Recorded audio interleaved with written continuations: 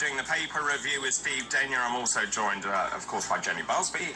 So, Steve, obviously we did one story in that part. Yes. So we need to crack on and go through some of the others. We must talk about Archie Battersby, which is just rumbling on, and it gets more heartbreaking by the hour. Of course, we're told at 10 o'clock this morning his life support machine will be turned off. I saw the interview the other night that Jeremy Kyle did with his mother, Holly, and she just looks I mean, as you would expect, but just haunted by this whole thing. I don't know how much longer she can go on for, and obviously we're down to the final few hours, but it's such a tragic case, and I think every parent will be watching this thinking, oh my goodness, thank God it's not me in this situation. I mean, I was here throughout the last few days, and obviously it's developed over the time. I've spoken to the medical team, and it's just such a terrible tragedy, not only for the parents and Archie, actually, but the medical team are also pulled in about 19 different directions. And I keep saying, and people said to me last night, why can't they let him go to a hospice? And the simple answer really is that he's just not stable enough. And they're worried that the minute you move him, and obviously he may well die in the corridor. And I think actually you can give a dignified death in a private room. Yes. And I feel desperately sorry for the parents, but... They've done an amazing job. I mean, this case has gone through the UN, yeah. You know, the European Court of Human Rights, the Court of Appeal, the Supreme Court. But I do think you're right. I can't see that there's not going to be any more challenges.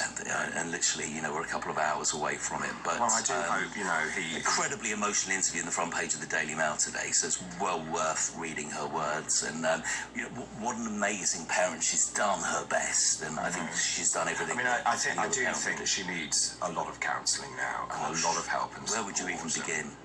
No, and I think it's also worth just saying, you know, this is not an isolated case. This does happen, and that's the problem. If you set a precedent of all of these court cases and everything, that will happen for every one of these terrible traumas. And I do feel sorry for the staff as well, because I know I've been in that position, and it's just invidious, the whole thing. Of course it is. I mean, you know, what you want to do, I imagine as a doctor, as a nurse, is to preserve life, and you're doing the best you can. But, you know, I've been covering this story all week, and I'm not a parent, so I can't sit here in a situation as a parent, but I have spoken to parents. In fact, I spoke to my friend yesterday, Rose, about this, and she said that she thought at this point that she would have let him go. Yeah.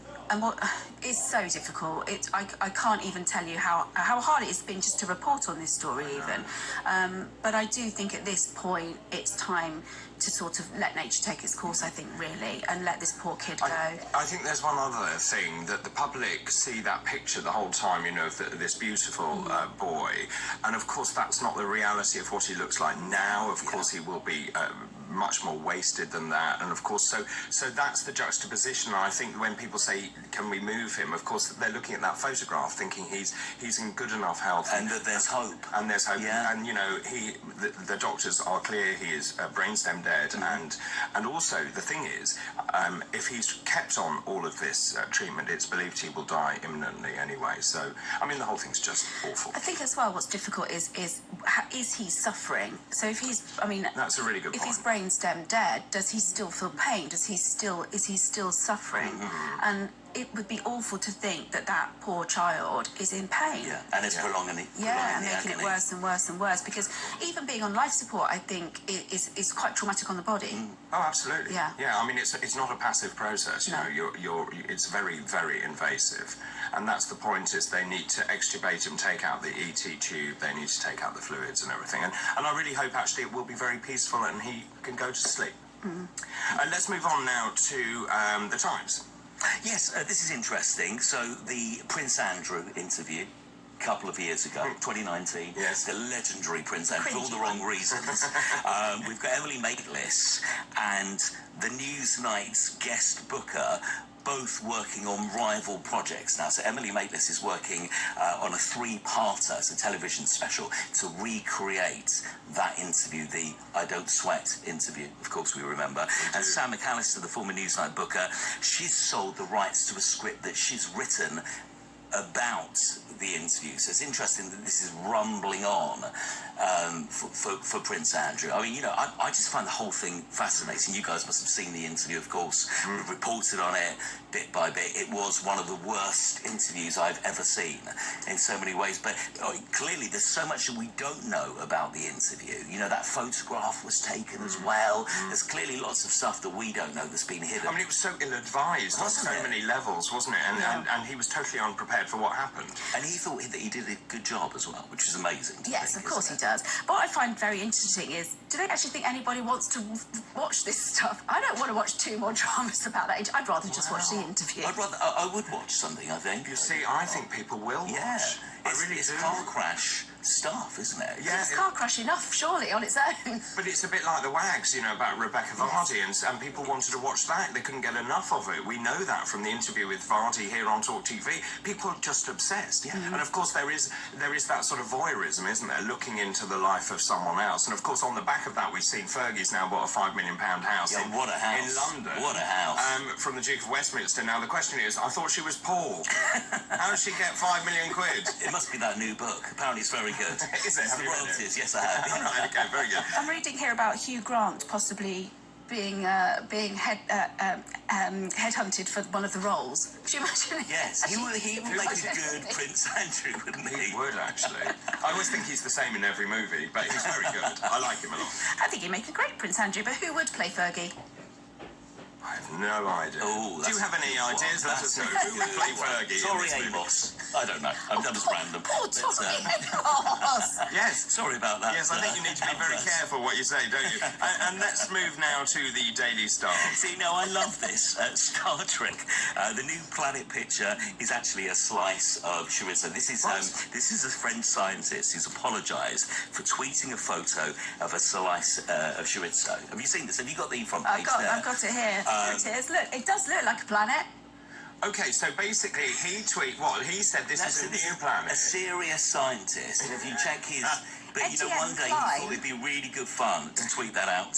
And it got, to his 91,000 followers, and it's been retweeted, and people took it seriously. And he had to say, guys, I was actually joking. It's a slice of chorizo. Scientists don't joke. They don't joke. Well, that's the thing. That's why it works. You wouldn't expect it, because the rest of his Twitter feed's really serious. Yeah. I do like the fact that he does look like a boffin. I love paper chat, so he's a boffin, isn't he? Yeah. Scientific boffin. He's called Etienne Klein, he's 64. He's a research director at the French Alternative Energies and Atomic Energy Commission. That's a title, isn't it? Yes, it is. And he's a very, very naughty scientist. Other scientists praised his work, saying the level of detail it provided was exceptional. Yes. No, but I love that. The fact is that scientists are very serious, and that's why that works so beautifully. Yeah. And often we think they don't have a sense of humour, and they do. Oh, this one did for about an hour. Yeah, and then he's realised actually, I don't do the humour. I'm not being funny anymore. Yeah, well done him. I love all of that. Thank you very much. Anything else from you? That's it, thank you. Good Lord. Well, it's always lovely to see you. Lovely to see you as well. Mr. Denyer. Yes, you're doing... Where are you today? Back on Virgin Radio at 12:30.